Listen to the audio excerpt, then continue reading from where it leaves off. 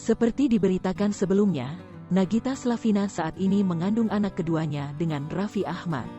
Seperti ibu hamil pada umumnya, Nagita Slavina juga mengalami ngidam saat hamil. Tak hanya itu, ibunda dari Rafatар itu bahkan memiliki hobi baru akibat kehamilan anak keduanya yang telah diperikan berjenis kelamin laki-laki. Seperti diketahui, baru-baru ini Gigi beserta keluarganya tengah berlibur di Bali dan menginap di villa mewah. Ibunda Rafatar itu nyatanya senang melihat keindahan villa yang berada di Pulau Dewata Bali itu. Sontak, Nagita Slavina mendadak ngidam ingin membeli villa mewah senilai 200 miliar rupiah.